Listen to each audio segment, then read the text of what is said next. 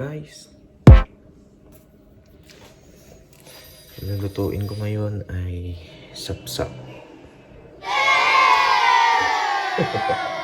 Sap-Sap pony fish.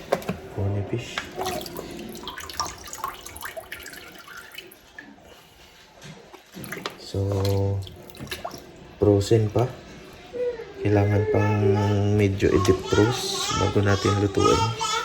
So yung kasama nito na lulutuin ko is yung kamote, daon ng kamote. So may itinanim ako ditong kamote. At first time na kukunan ko ng dahon yung kamote. So let's see guys, kukuha na ako ng kamote sa labas. Guys, dito na tayo sa labas ng bahay namin. Ito yung mga dahon ng kamote ko. So ihaharvest. Kukuha lang ako ng mga sa amin ubos ng kamote. Ubos.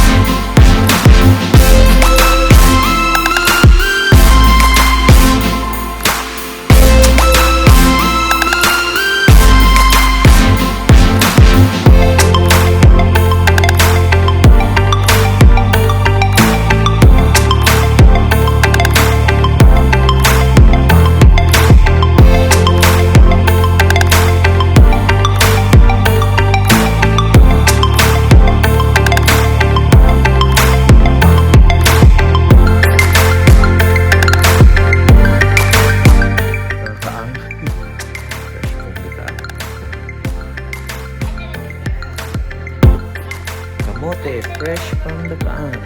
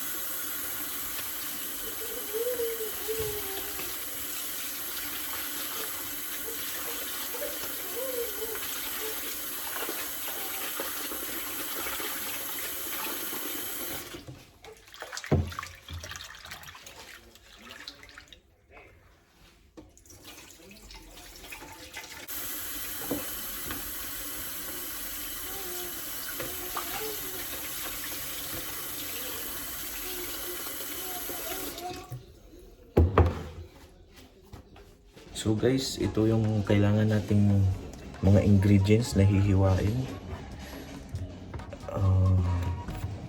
Luya at sibuyas na puti, yung ginagamit namin dito, kamatis, tsaka bawang.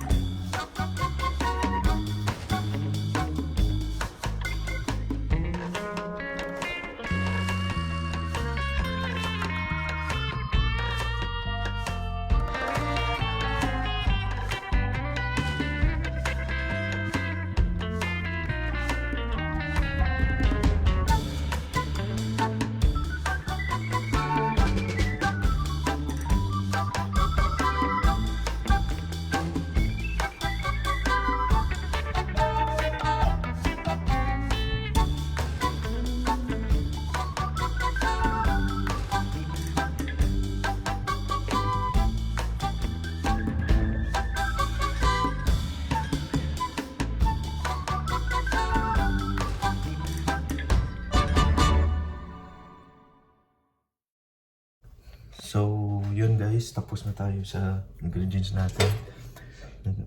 Nahiwa na natin lahat. So, yung next natin gagawin, magpapakulo tayo ng tubig.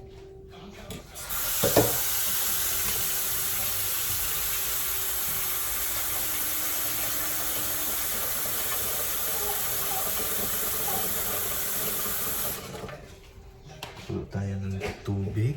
Ikaw na yung bahala kung tansyain mo na lang guys kung gaano karami yung gusto mo sa sabaw mamaya. So, lahat nito ilalagay na natin kasama sa pakulo lahat ng ingredients. Yan. So, pakuluan lang natin guys.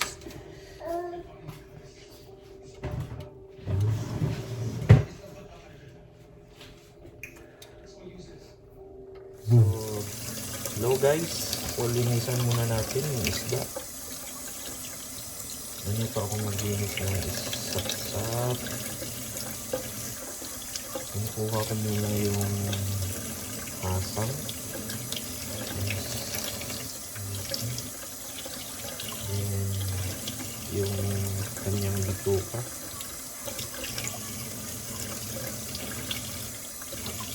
Bituka na guys.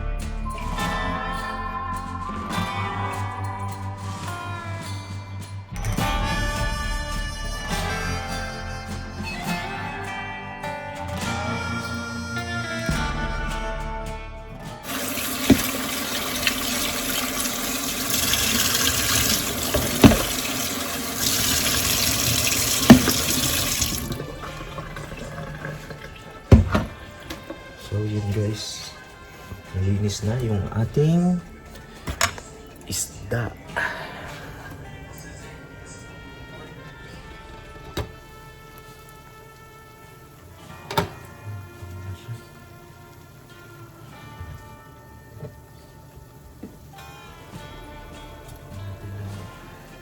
So, asin.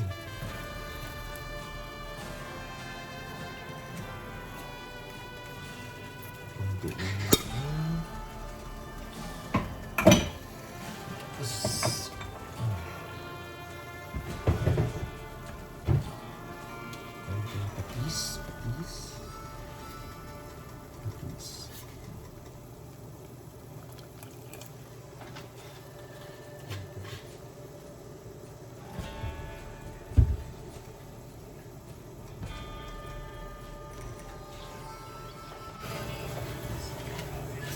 So guys, ilalagay na natin yung isda sa ating pinakuluan.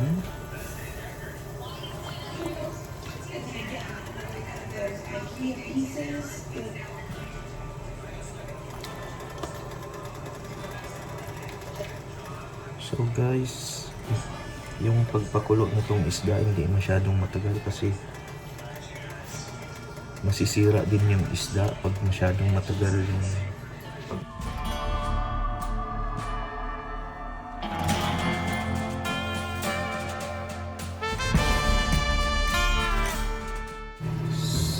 yun guys, kumulo na siya, kumulo. Bango ng sap-sap ng isda.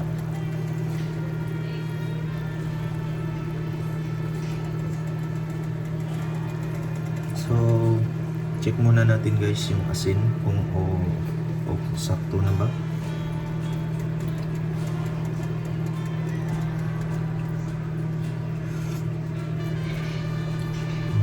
Kulang tayo sa asin guys.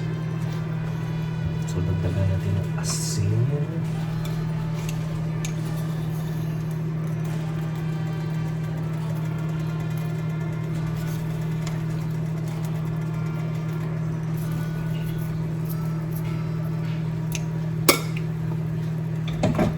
Tsaka lagyan na rin natin ng paminta.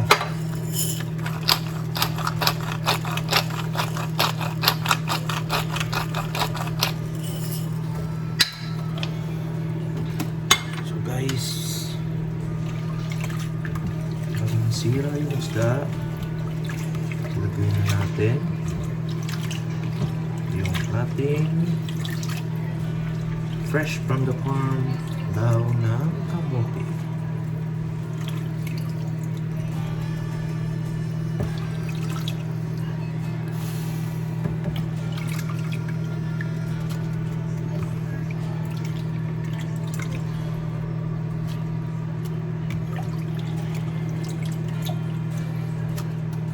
Yun.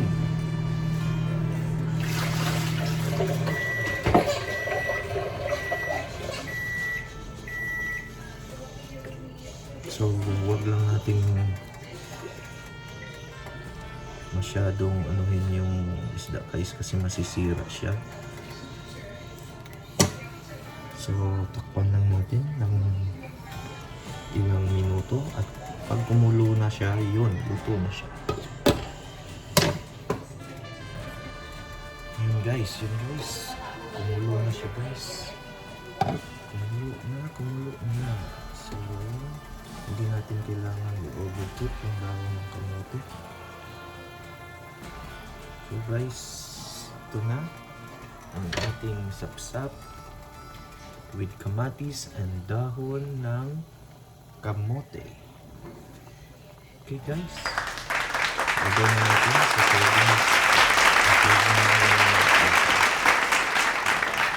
sa ating serving bowl.